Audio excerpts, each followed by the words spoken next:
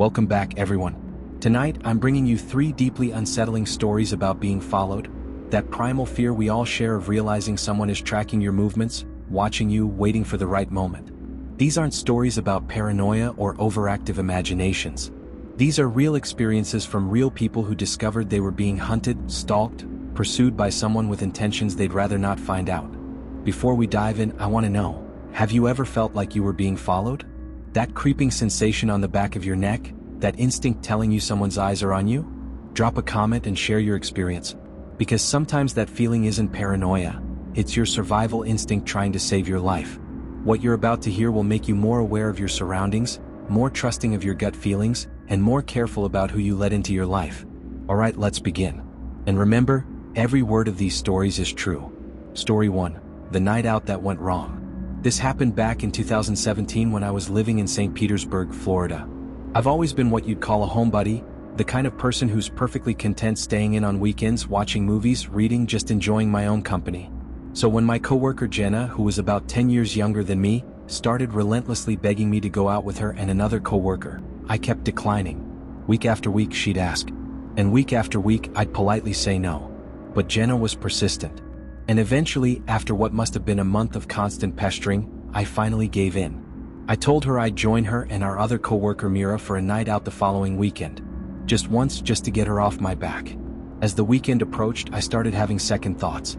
I'm not a club person. I don't like crowds, loud music, or the chaotic energy of nightlife. But I'd already committed, and backing out felt wrong. The night finally came. Jenna showed up at my apartment around 9 p.m. She wanted to leave her car at my place and have me drive, which immediately stressed me out. I'd lived in St. Pete for 4 years at that point, but I rarely left my immediate neighborhood.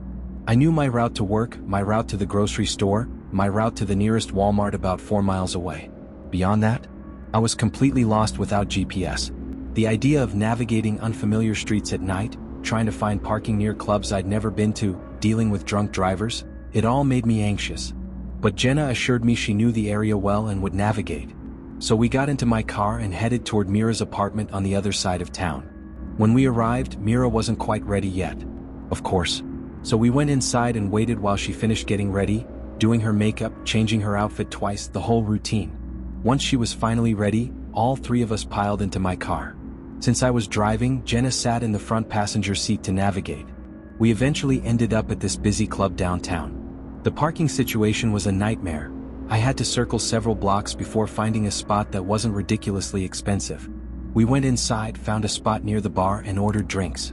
The music was deafening, the crowd was packed, and I was already regretting my decision to come. We hadn't been there more than 15 minutes when Jenna suddenly said, "Hey, I'll be right back. I see someone I know." Before I could respond, she asked Mira to come with her. And just like that, they disappeared into the crowd, leaving me standing there alone. I remember feeling a sharp stab of annoyance. Why beg me for weeks to come out, convince me to drive, and then immediately abandon me the second we arrive? But I waited. I sipped my drink slowly, checked my phone, tried to look like I was comfortable being alone in a crowded club even though I very much was not. A few minutes later, Jenna and Mira returned, both smiling broadly. "My friend bought us a round," Jenna announced, handing me a glass with some kind of brightly colored cocktail in it. I trusted her. She was my coworker. We'd worked together for over a year. We'd had lunch together, complained about our boss together, covered shifts for each other. So I took the drink and thanked her. All 3 of us raised our glasses and drank. I believe Jenna's friend ended up buying us 2 rounds each. Maybe 3, the timeline gets fuzzy. But I wasn't drinking heavily. These were club drinks, which are notorious for being watered down and overpriced. It wasn't long after finishing the 3rd drink that something felt terribly wrong. The room didn't spin exactly. It wasn't like being drunk. It was different. A wave of thick, unsettling dread washed over me. My thoughts felt scattered, disconnected. I couldn't focus on anything. I turned to Jenna and heard myself say, as if from a distance, "We need to go. Now." She looked at me with this expression I couldn't read. "What? We just got here. I don't feel right. Something's wrong. We need to leave." The next few hours are mostly a blur. Fragments of memory that don't connect properly. I don't remember leaving the club. I don't remember walking to the car or unlocking it or getting in. My next clear memory is sitting in the driver's seat of my car, parked outside Mira's apartment complex. I could hear Jenna and Mira talking in hushed voices. I couldn't make out most of what they were saying. The words sounded muffled, distorted, like I was underwater. But then I heard something. Some combination of words. I still can't remember what exactly they said. That triggered every alarm in my body. My gut knew I was in danger. My conscious mind couldn't process the threat, couldn't understand what was happening, but some deeper survival instinct screamed at me to get away. Without thinking, I slammed the car into drive and hit the gas. I heard Jenna yell something behind me. "What the hell are you doing?" But I didn't stop. I just drove. Whatever had been slipped into my drink was powerful. Way more powerful than alcohol. I'd only had 3 drinks over the course of maybe an hour and a half. I wasn't a lightweight. This was something else entirely. I was driving all over St. Petersburg, unable to focus properly, just trying desperately to figure out how to get home. But my mind was completely scrambled. Street signs didn't make sense. Landmarks I should have recognized looked foreign. At one point, I stopped at a red light, my hands gripping the steering wheel so tightly my knuckles were white. Suddenly, I saw 2 figures approaching my car from the side. 2 men moving purposefully toward my driver's side window. And then someone was pulling my car door open. I was in complete shock. My car doors automatically locked the second I put the vehicle in gear. It's a safety feature built into the car. I still have no idea how they managed to open it. But these 2 men were actively pulling the door, and through my drugged haze, I could see it starting to open. The sight shocked me out of the mental fog just enough to react. I slammed my foot on the gas pedal and sped through the intersection, running the red light. I heard shouting behind me, but I didn't look back. I just drove. After that moment of sheer terror, the memory vanishes again. It's just gone, a black hole in my timeline. The next thing I remember, I was sitting in my car, parked on a quiet residential street I didn't recognize. The houses around me were dark. No street lights. No people. I was staring blankly at my phone, holding it in my hands but completely unable to figure out how to use it. The screen was lit up, but I couldn't make sense of the icons. Couldn't remember how to unlock it or call anyone or pull up GPS. The drug had made me so paranoid and confused that the simplest actions felt impossible. I looked around at the empty street. Saw no one. Convinced myself I was safe, at least for the moment. I reclined the seat and fell into a deep, drug-induced sleep. I woke up around 5 a.m. The sun was just starting to lighten the sky. The drug was finally wearing off enough that I could think semi-clearly again. I managed to operate my phone. Pulled up GPS, saw that I was about 8 miles from my apartment in a neighborhood I'd never been to before. I drove straight home, moving slowly and carefully, terrified of getting pulled over by police in my condition. I parked, stumbled up to my apartment, and collapsed into bed immediately. I woke up again around 11 a.m. to 20 missed calls. Most were from Jenna. A few were from a friend who I'd apparently texted something incoherent at 3 a.m. My head was pounding. My mouth felt like sandpaper. But I was alive. I called Jenna back. She answered immediately. "Where the hell did you go?" she demanded, her voice frantic. "I've been calling you for hours. We were so worried." "What do you mean, where did I go?" I shot back, anger cutting through my hangover. "Your friend spiked my drink. And I wasn't sticking around to find out what you had planned for me." There was a pause. Then Jenna said something that made my blood run cold. "The spiked drinks weren't meant for you." That casual admission, delivered almost like an excuse, was all the confirmation I needed that she'd been involved. That this had been planned. "What the hell does that mean?" I demanded. "Who were they meant for?" She backpedaled immediately. "I just meant, I didn't know. My friend wouldn't do that." "I'm done with this conversation," I said. "You need to come pick up your car. Today. And then I never want to see you again." Before she could respond, I hung up. But before Jenna arrived to get her vehicle, something nagged at me. That memory of those 2 men opening my car door. Had it been real? Or had it been a hallucination caused by whatever drug I'd been given? I went outside to check my car, half expecting to find everything normal. But there it was. The plastic casing around my driver's side door handle was completely missing. Just gone. The metal mechanism underneath was exposed. Whoever had been holding onto that handle when I sped away must have gripped it so hard they ripped the entire plastic housing right off. The physical damage confirmed that the terror I'd felt wasn't a delusion. Those men had been real. They'd actually opened my car door. If I'd been even slightly slower to react, they would have pulled me out. I stood there in the parking lot, staring at my broken door handle, trying to process how close I'd come to, what? Being kidnapped? Assaulted? Killed? I didn't want to think about it. When Jenna arrived to get her car about an hour later, I didn't say a word to her. I just handed her the keys through a crack in my apartment door and closed it before she could speak. I never saw her again after that day. She stopped coming to work about a week later, just stopped showing up without notice. Our boss tried calling her, but her number was disconnected. A few months later, I ran into Mira at a grocery store. She avoided eye contact and walked quickly in the opposite direction when she saw me. I never reported what happened to the police. Part of me wonders if I should have. Maybe there were other victims. Maybe Jenna and her friend were doing this regularly. But I was scared, traumatized, and I had no real proof of what had happened beyond my broken door handle and my own memories. The moral of this story is simple, and it's the only reason I'm still here today. Always trust your instincts. Your gut feelings exist for a reason. They're not paranoia or overreaction. They're your survival instinct trying to keep you alive. If something feels wrong, it probably is wrong. And you don't owe anyone, coworker, friend, acquaintance, the benefit of the doubt when your safety is on the line. I'm alive today because some part of my brain, even while drugged and confused, recognized danger and forced me to act. Trust that voice. It might save your life. Story 2: The Man in the Dunes. I'm a teenager who lives in a small coastal town in a country I'd rather not name for privacy reasons. It's the kind of place that's absolutely packed with tourists during the summer and becomes a ghost town during the off-season. The main attraction of our town is this beautiful stretch of beach that goes on for kilometers, eventually leading to these massive sand dunes that are perfect for hiking and exploring. The dunes themselves are pretty extensive, rolling hills of sand and tough grass, with paths winding through them. They're easy to get lost in if you're not familiar with the area, but at the same time they're not dangerous. If you walk in any direction for about a kilometer, you'll eventually hit either the beach or the main path that leads back to the car park. During the day, you'll always see families with young kids taking walks through the dunes, people walking their dogs, couples on romantic strolls.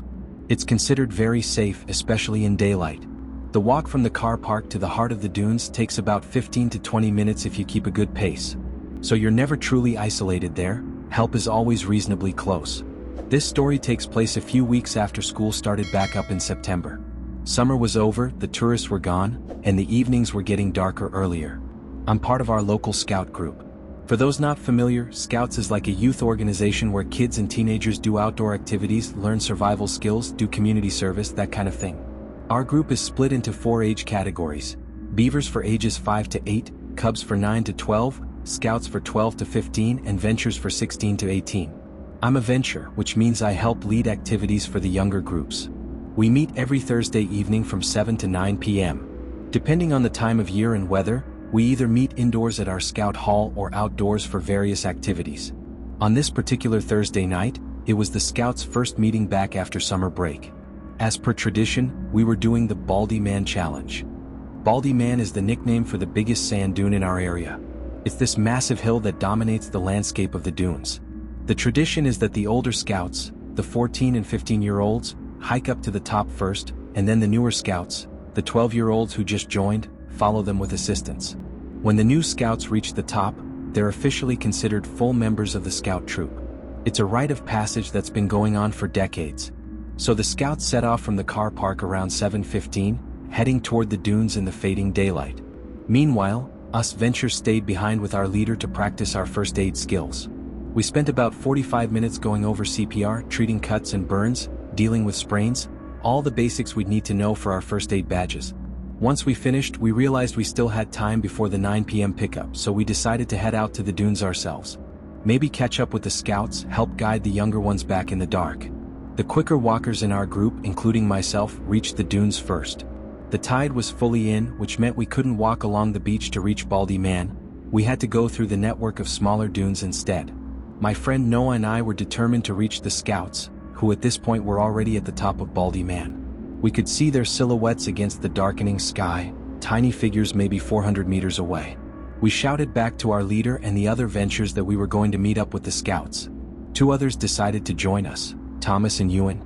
The rest of our group was moving slower, so they agreed to spread out in pairs and create a chain of checkpoints. That way, the 4 of us going all the way to Baldy Man would be able to find our way back easily. So me, Noah, Thomas, and Ewan took off into the near pitch-black dunes. It was harder than we expected. We were tripping over hidden dips in the sand, falling, scraping our legs on the sharp dune grass and occasional brambles. Going up and down hill after hill in the darkness with only moonlight to guide us. The moon illuminated the silhouette of the scouts on Baldy Man, but they were much farther away than we'd initially thought. We stopped to rest on a ridge where we looked back and could see two more ventures, Cormac and Alice, positioned at one of the checkpoint spots. We gave them a wave and they waved back. I was closing my water bottle, getting ready to run again, when Thomas suddenly shushed us all. He had this mildly concerned look on his face at first, but then seemed to shrug it off. "What is it?" Noah asked. "Did you hear that?" Thomas said quietly. We all shook our heads.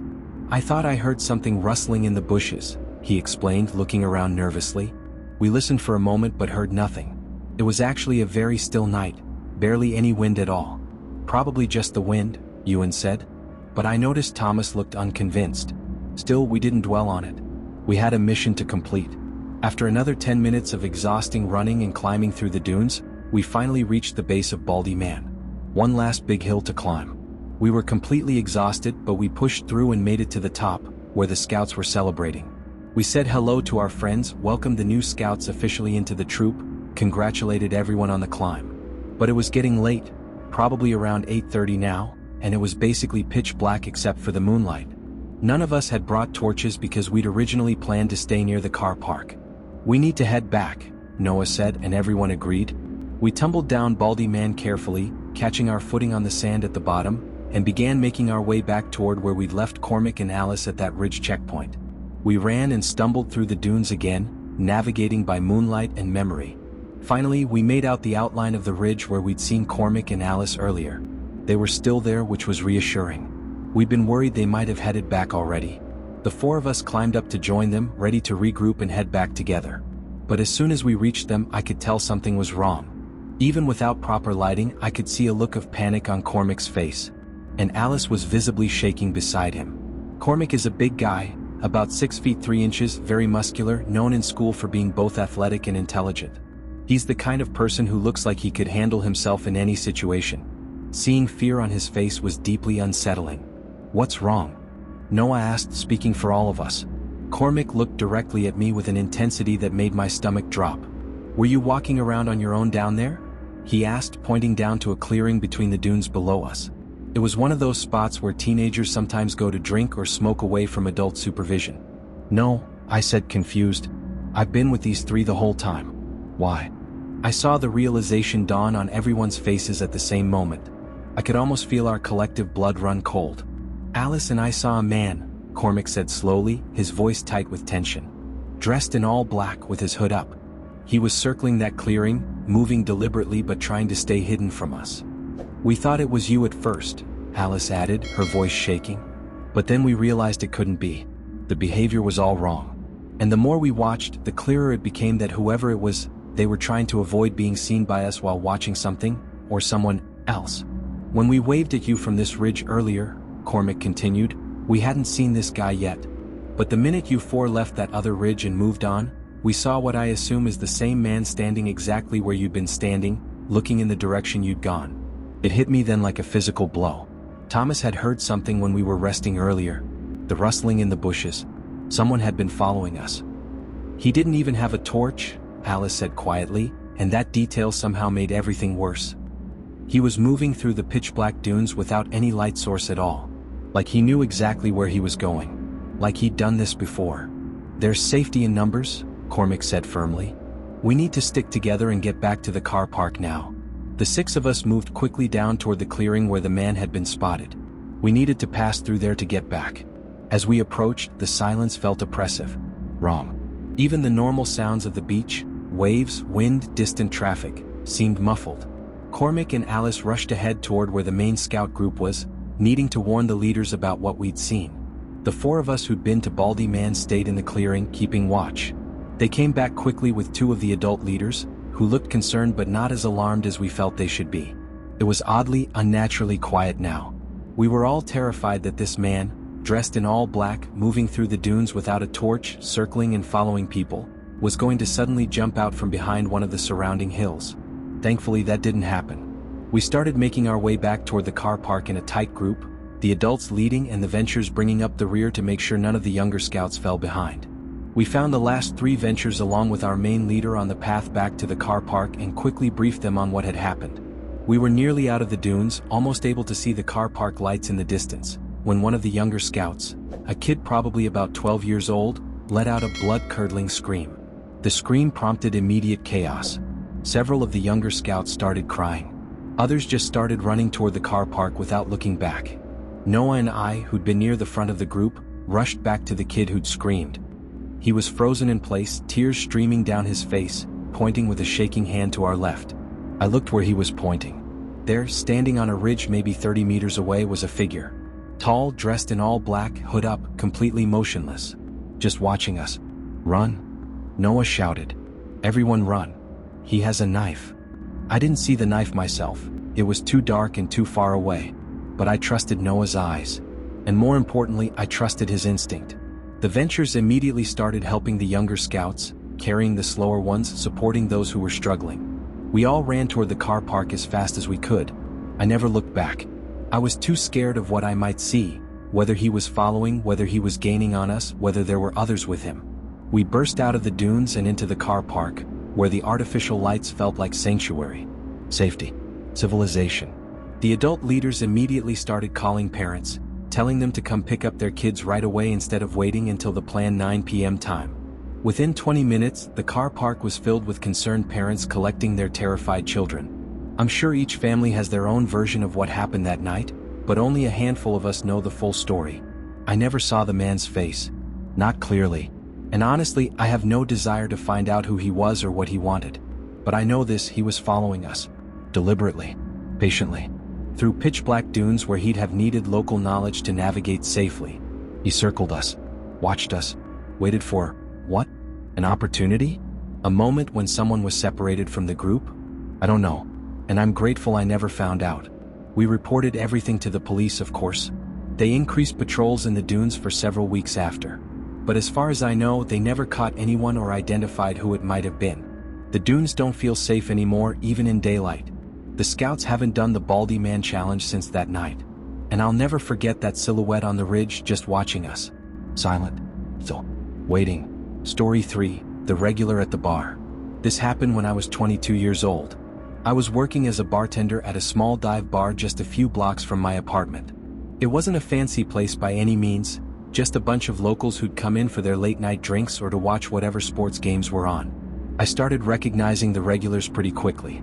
Most of them were older guys, construction workers, retirees, guys who'd been coming to this bar for years. The job itself was easy enough. Pour drinks, make small talk, keep the place clean. The tips weren't amazing, but they were consistent. After my shifts, I usually walked home since it was so close. Only about 7 minutes door to door.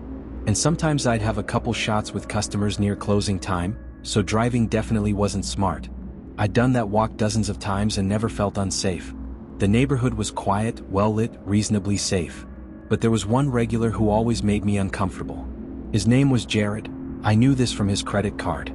He looked to be in his late 30s, maybe 38 or 39. He had thinning hair that he tried to hide by wearing baseball caps. He always wore the same brown leather jacket no matter what the weather was like. He never came in with friends.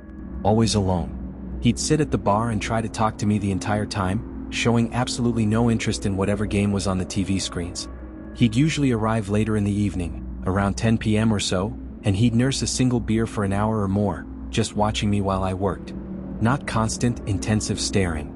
But I'd catch him glancing at me every few seconds. And whenever I'd notice and make eye contact, he'd quickly look away. He asked personal questions that felt inappropriate for a customer-bartender relationship. Where did I live? Did I live alone? What did I like to do on my days off? Did I have a boyfriend? I always kept my answers short and vague, trying to stay polite because that's part of the job. But I avoided encouraging him or giving him any information that felt too personal. This went on for several weeks. Every Friday and Saturday night, like clockwork, Jared would show up and spend his evening watching me. Then one Friday night, near the end of his visit, he asked directly, "Would you want to hang out sometime? Like outside of work?" I'd been expecting this question for a while, honestly. I had my response ready. "I appreciate that," I said as politely as I could, "but I'm not interested. I like to keep my work life and personal life completely separate." His face changed immediately. The friendly smile vanished. His jaw tightened. He stared at me for a long, uncomfortable moment. Then he forced a tight smile and said, "Yeah, whatever." He threw some cash on the bar, exact change for his drink, no tip, and left without another word. I remember feeling relieved he was gone, but also uneasy about how quickly his demeanor had shifted. Like I'd seen something underneath the friendly regular persona that he normally presented. My shift ended at midnight like usual. The other bartender came in to take over the late night shift. I counted my tips, grabbed my hoodie, and headed out the front door into the cool night air. The street was quiet as it typically was that time of night on a weekday. A few cars passing by but no pedestrians. I just turned onto the next block, maybe a minute into my walk home, when I heard someone say my name. It made my stomach drop immediately. Who would know my name? Who would be out here at this hour? I turned around and saw Jared standing near a lamppost about 20 feet behind me. I hadn't heard him walk up. Hadn't heard footsteps. He was just there. He gave a small wave and started walking toward me. I stopped but kept distance between us, my body instinctively taking a step back. "Sorry," he said, his tone overly casual. "I didn't mean to startle you. I just wanted to apologize for earlier. For storming out like that." "It's fine," I said quickly. "But I really need to get home." He nodded, moving slightly closer. "I just wanted to ask one more time if I could maybe get your Instagram or Snapchat or something. I promise I won't bother you. I just think you're really cool and I'd like to get to know you better." "I don't really use social media," I said, which was partly true. I had accounts but kept them very private and definitely didn't give them out to customers. He stared at me for a moment, then smiled in a way that made my skin crawl. It didn't reach his eyes. "That's weird," he said slowly, "because I've seen you taking pictures at the bar before. Posted them on Instagram with location tags and everything." My heart started pounding. How did he know that? Had he been looking for me online? Searching for my accounts?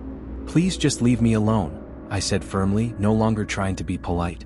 He kept that unsettling smile and said, "Okay, no problem. Have a good night." I turned and started walking again, trying to stay calm, trying not to show how frightened I was. After a few seconds, I thought I heard footsteps behind me. Faint but there. At first, I told myself I was being paranoid. It's a public street. Other people walk here. But when I glanced back, trying to be casual about it, I saw him. Walking the same direction about half a block behind me. I sped up a little. He sped up too. I slowed down to see what he'd do. He slowed down to match. Felt like a sick game. Like he was toying with me, making it obvious he was following while maintaining just enough distance to claim it was a coincidence. My apartment building was only a few blocks away. I kept walking toward it, hoping desperately that he'd turn off somewhere, that this was all in my head, that he was just going the same direction by chance. But he didn't turn. Didn't stop. Just kept following. When I reached my building, I made a split-second decision. Instead of going straight to the entrance, I crossed the street and stopped, turning to face him directly. He stopped too. Just stood there under a tree, mostly in shadow. I couldn't see his face clearly, but I could sense he was smiling. "Why are you following me?" I called out, trying to sound braver than I felt. "Stop or I'm going to start screaming for help." He didn't answer. Didn't move. Just stood there. "My boyfriend lives with me," I blurted out, which was a complete lie. I lived alone. "I'm going inside to get him right now." I turned and hurried to the front entrance of my building. My hands were shaking as I punched in the access code.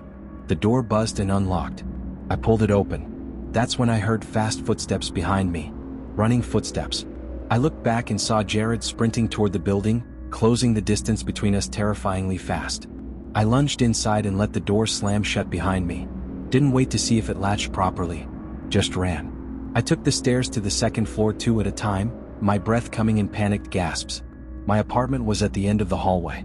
Behind me, I heard the main door burst open violently. Then footsteps pounding on the stairs, coming fast. I reached my apartment door and fumbled with my keys, my hands shaking so badly I could barely grip them. The footsteps got closer. Louder. He was on the stairs. Coming up fast. I finally got the key in the lock and threw the door open, practically falling inside. I slammed the door shut and locked it just as I heard him reach the hallway. A second later, his entire body crashed into my door. The impact literally shook the frame. I screamed and backed away, grabbing my phone. He hit the door again. Harder this time. Like he was trying to break it down with his shoulder. I could hear him breathing heavily on the other side. Could hear him testing the doorknob, slamming his weight against the wood. Then I heard another door open in the hallway and a man's voice shout, "What the hell are you doing?" The banging stopped immediately. There was silence for a moment. Then rapid footsteps moving away back toward the stairs. I looked through the peephole with shaking hands and saw my neighbor, an older man who lived across the hall, someone I'd only spoken to a handful of times, standing there looking confused and angry. Jared was already gone, disappeared down the stairs without saying a word. My neighbor knocked gently on my door. "Miss? Are you okay in there?" I opened the door just a crack, still shaking, tears streaming down my face. He took one look at me and immediately understood this was serious. "Tell me what happened," he said calmly. I explained everything. The customer who'd been making me uncomfortable, the rejection at the bar, him following me home, the chase into the building, him trying to break down my door. "Stay here," he said. "I'm calling the police." The police arrived within 15 minutes. 2 officers took my statement while my neighbor stayed with me. I gave them everything: Jared's full name from his credit card, the name of the bar where I worked, a physical description, everything I could remember. The building owner pulled security camera footage showing Jared running into the building after me and then trying to force my apartment door open. My boss at the bar provided additional footage from inside showing Jared's behavior toward me over the past several weeks. The next day, an officer called and told me they'd identified Jared Perez and were forwarding the case to detectives and prosecutors. It would be treated as stalking, criminal trespass, and attempted breaking and entering. Hearing those words, those official legal terms for what had happened, made everything feel more real, but also strangely validating. Like confirmation that I wasn't overreacting, that my fear had been justified. I went to the courthouse that same day and filed for a restraining order. I had to tell a judge everything that had happened, showing them the police report and the security footage. The judge approved a temporary restraining order immediately. Police served Jared with it within 48 hours. I was told the prosecutor was moving forward with criminal charges related to the attempted break-in and stalking behavior. That should have been the end of it. Justice system working as intended. But I didn't feel safe. Not really. I continued working at the bar. I needed the money, couldn't afford to quit, but I never walked home alone again. The manager arranged for one of the male bartenders to walk me to my building after every shift. Even with the restraining order, even with the criminal charges pending, I felt scared every time I approached my apartment building. I'd check over my shoulder constantly, rush inside as fast as I could, immediately lock every lock behind me. I'd lie awake at night listening for sounds in the hallway, jumping at every creak and footstep from other residents. The criminal case eventually moved forward. Jared took a plea deal. I didn't have to testify in court, thankfully. He got probation, a permanent restraining order, and had to register as a sex offender due to the stalking conviction. I moved to a different neighborhood 6 months later. Got a different job. Started over. But I never forgot that night. The sound of him running after me. The feeling of his body slamming into my door. The absolute certainty that if my neighbor hadn't opened his door when he did, if Jared had managed to break through, I don't think about what might have happened. I can't. All I know is that I trusted my instincts that night. When I felt uncomfortable at the bar, I set boundaries. When he followed me, I recognized the danger. When he chased me, I ran. And that's the only reason I'm here to tell this story. 3 people. 3 situations where they were being followed. 3 moments where split-second decisions meant the difference between survival and becoming a victim. I want to thank everyone who shared their experiences. Being followed is one of the most primal fears we have as humans, and recognizing the warning signs can save your life. If you found these stories valuable, please like and subscribe. And if you've ever been followed or felt unsafe, drop your experience in the comments. Sometimes sharing these stories helps others recognize danger before it's too late. Stay safe out there. Trust your instincts. Be aware of your surroundings. And remember, if you feel like you're being followed, you probably are. Don't second guess that feeling. Act on it. Until next time.